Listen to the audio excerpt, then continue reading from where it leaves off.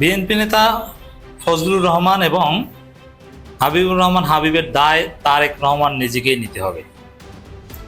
এই দুই নেতা ফজলু পাগলা এবং হাবিবুর রহমান হাবিব যা করেছে, তাদের কোনো রাজনীতি বাংলাদেশে চলতে পারে না।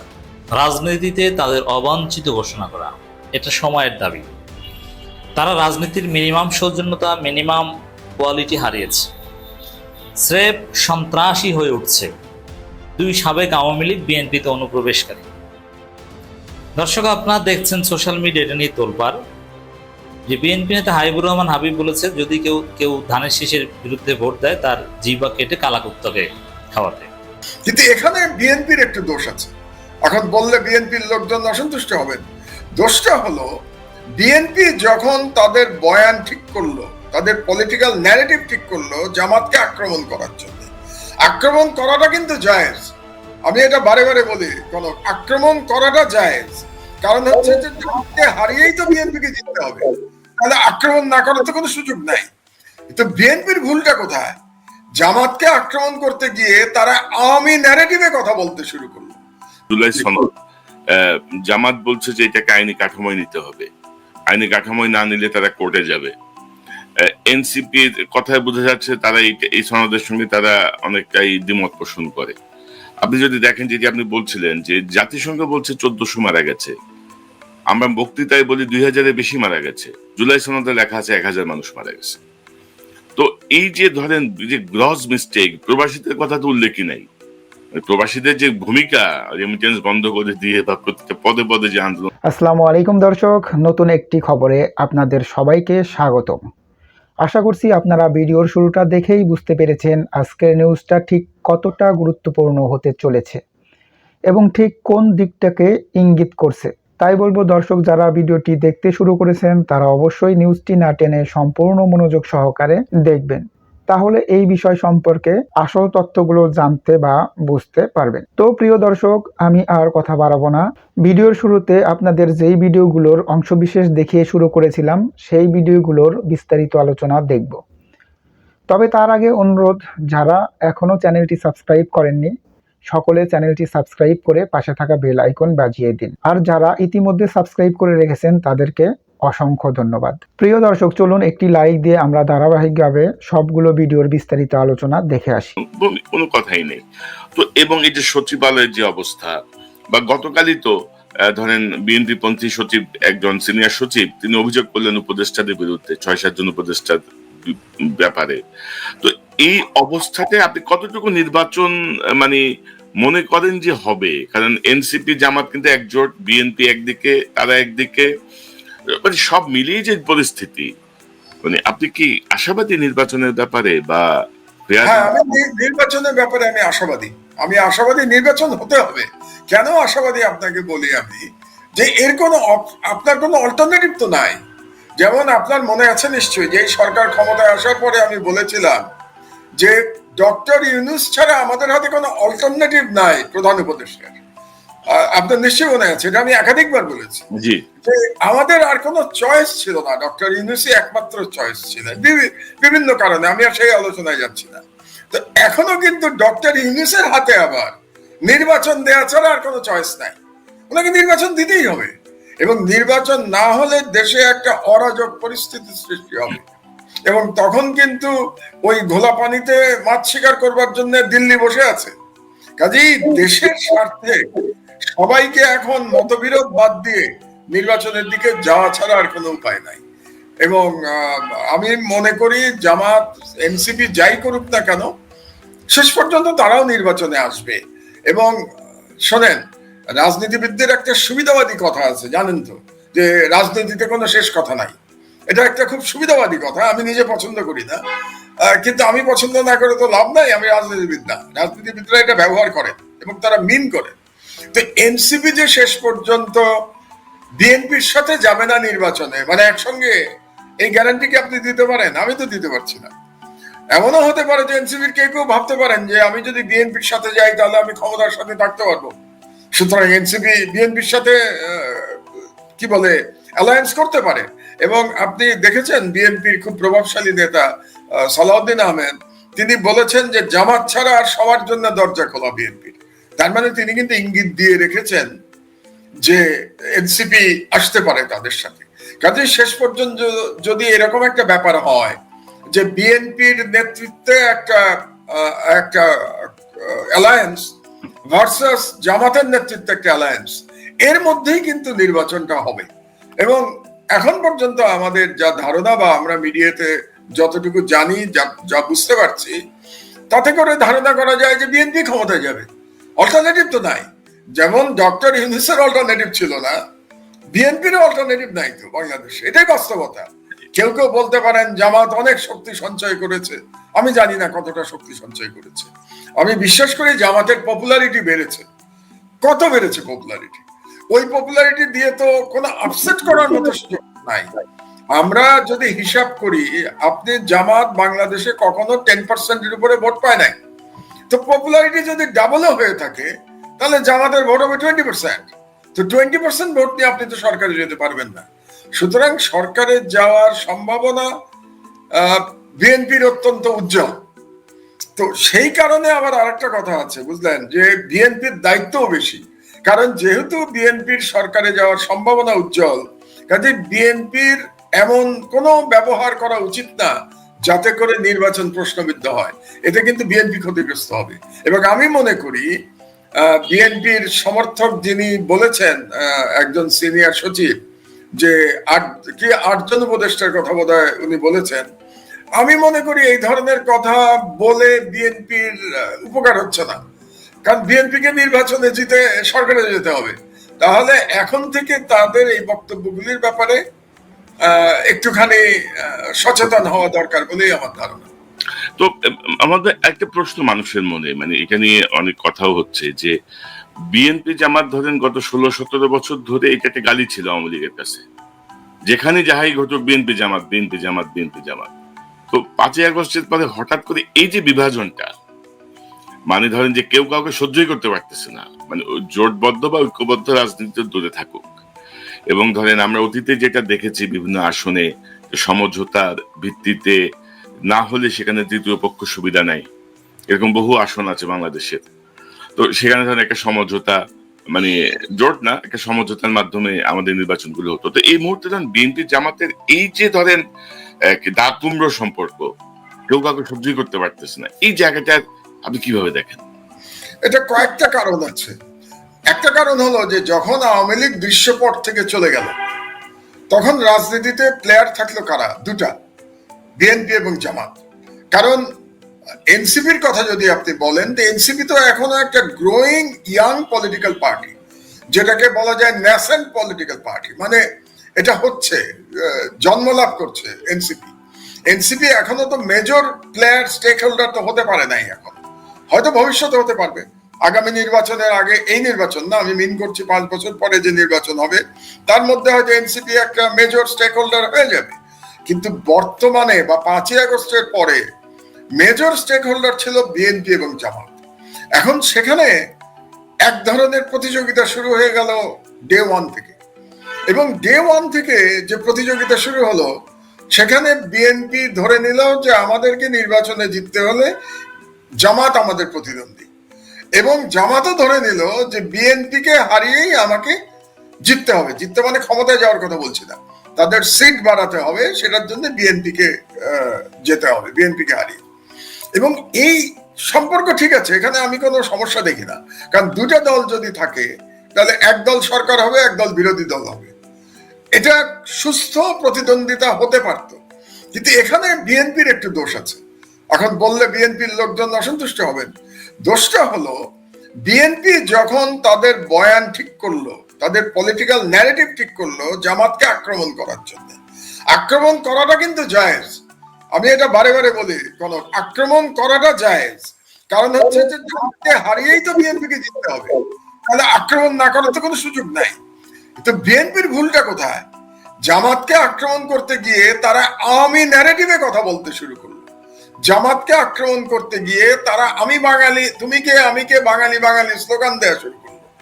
জামাতকে আক্রমণ করতে গিয়ে তারা 1971-এ নিয়ে আসলো, মানে আওয়ামী লীগ যা যা বলতো এক্স্যাক্টলি সেম ল্যাঙ্গুয়েজ পলিটিক্যাল ন্যারেটিভে বিএনপি জামাতকে আক্রমণ করলো। It's wrong. কারণ ওই ন্যারেটিভ পরাজিত হয়েছে, ওই ন্যারেটিভ বিপ্লবের মাধ্যমে পরাজিত হয়েছে। না হলে তো আওয়ামী লীগই ক্ষমতায় থাকতো এখনো, আওয়ামী লীগ কে থাকতো? তা আওয়ামী লীগ হেরে গেছে মানে তো তার ন্যারেটিভও পরাজিত হয়েছে। কিন্তু বিএনপি পরাজিতের ন্যারেটিভ গ্রহণ করলো। এটা কেন করলো এটা বিএনপি ভালো করে জানে। এটা হলো একটা রিজন। সেকেন্ড রিজন হলো, আপনি নিশ্চয়ই খেয়াল করেছেন যে বিএনপি চেষ্টা করলো নিজের আইডেন্টিটি, যেটা জিয়াউর রহমান এবং খালেদা জিয়ার যে আইডেন্টিটি ছিল, nationalist and pro Islamic. BNP কে এভাবেই ধরা হতো যে it's a nationalist and pro Islamic party. সেখান থেকে বিএনপি মনে করলো যে না, আমরা প্রো ইসলামিকে থাকবো না, আমরা ন্যাশনালিস্ট থাকবো, কিন্তু ন্যাশনালিস্টের ডেফিনেশনটা আমরা বদলে দিব। যেটা বাংলাদেশি ন্যাশনালিজম ছিল বিএনপির, বিএনপি তো সারা জীবন বাংলাদেশি ন্যাশনালিজমের কথা বলেছে। আমরা বলেছি, আমরা যখন বিএনপি পন্থী পেশাজীবী রাজনীতি করতাম, আমরা বারে বারে বলেছি আওয়ামী লীগ হলো বাঙালি জাতীয়তাবাদী এবং আমরা, মানে আমি বিএনপির কথা বলছি, আমরা হলাম বাংলাদেশি জাতীয়তাবাদী। শহীদ জিয়ার বাংলাদেশি জাতীয়তাবাদের আদর্শ ধারণ করি আমরা। কিন্তু বিএনপি বাঙালি জাতীয়তাবাদকে নিতে গেল। খুবই আশ্চর্য বিষয়, বিএনপি 5ই আগস্টের পরে বাংলাদেশি জাতীয়তাবাদ থেকে সরে তারা বাঙালি জাতীয়তাবাদের দিকে সরে গেল। এবং এই কারণে আপনি দেখবেন যে আগে যে বাম বা সফট বাম, দুই রকম, এক রকম হচ্ছে কট্টর বাম আর এক রকম হচ্ছে সফট বাম, এরা সবাই কিন্তু ভারতপন্থী। বাংলাদেশে বাম রাজনীতি প্রধানত ভারতপন্থী রাজনীতি, দিল্লির দালাল রাজনীতি তাদের। এই গ্রুপটা বিএনপির কাঁধে সওয়ার হলো, কারণ তাদের তো সওয়ার হওয়ার কোনো জায়গা নাই। এর আগে তারা সওয়ার হয়েছিল আওয়ামী লীগের কাঁধে, আওয়ামী লীগ তো নাই, আওয়ামী লীগ না থাকলে কার কাঁধে সওয়ার হবে? তো তারা বিএনপির কাঁধে সওয়ার হয়ে গেল এবং বিএনপি তাদেরকে অ্যাকসেপ্ট করলো। আপনি দেখবেন বিএনপির নানা রকম সভা টভার মধ্যে দেখবেন যারা আগে আওয়ামী লীগের গুণগান করতো, যে সমস্ত টক শো স্টার কিংবা অন্যান্য লেখক টেখক যারা আগে আওয়ামী লীগ হাসিনার গুণগান করতো, তারা এখন বিএনপির গুণগান করছে। তো এটা করতে গিয়ে একটা নতুন রাজনৈতিক মেরুকরণ হলো এবং রাজনৈতিক মেরুকরণে বিএনপি ক্রমেই বামের দিকে সরে যেতে শুরু করেছে। মানে তারা সবসময় বলে আমরা একটা মধ্যপন্থী দল, কিন্তু এতদিন বিএনপির পরিচয় ছিল মধ্যপন্থী রাইটিস্ট পার্টি, এখন হচ্ছে মধ্যপন্থী লেফটিস্ট পার্টি। তো যখন লেফটিস্ট পার্টি হয়ে গেল, তারা সরাসরি জামাতকে আক্রমণ করলো আওয়ামী লীগের ভাষায়।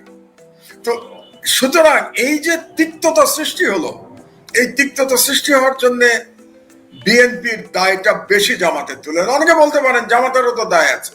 জামাত যখন চাঁদাবাজির কথা বলে তখন তো তারা বিএনপিকে মিন করে যে আমরা চাঁদাবাজি মুক্ত রাজনীতি করব, তার মানে বিএনপিকে মিন করে।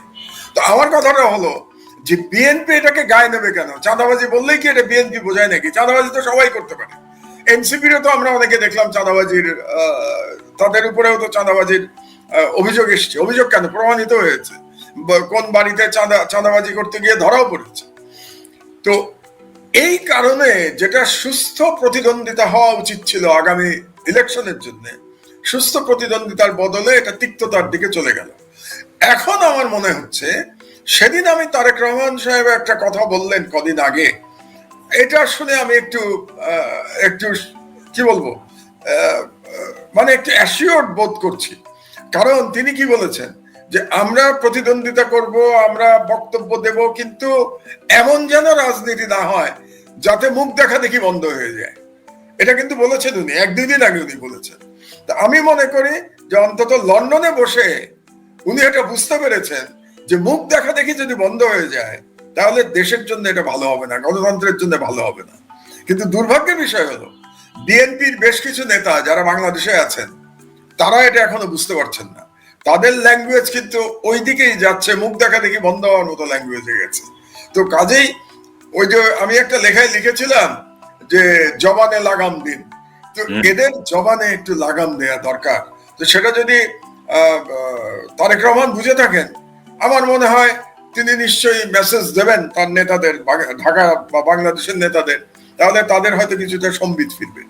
তো এই কারণেই আমার সাজেশনটা হবে, একজন নাগরিক হিসেবে আমার সাজেশন হবে যে বিএনপি জামাত একে অপরের বিরুদ্ধে প্রতিদ্বন্দ্বিতা করুক, তারা ইলেকশনে জেতার চেষ্টা করুক, এবং একদল বিরোধী দল হোক, একদল সরকারি দল হোক, কিন্তু তাদের মধ্যে যেন একটা ওয়ার্কিং রিলেশনশিপ থাকে। ওয়ার্কিং রিলেশনশিপ না থাকলে কিন্তু আমাদের গণতন্ত্র হুমকির মুখে পড়বে। নীলা ইসরাফিল এবং উমামা ফাতেমা, এই দুই নারী একই শিরদাঁড়ায়, একই সীমারেখায় এগুচ্ছেন, একই স্টাইলে, একই আক্রমণে।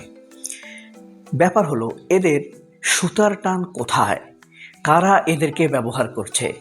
নীলা ইসরাফিল কার শক্তিতে এভাবে করছেন? উমামা ফাতেমা কেন উল্টাপাল্টা এমন কথা বলেও মিডিয়াতে এত কাভারেজ পাচ্ছেন?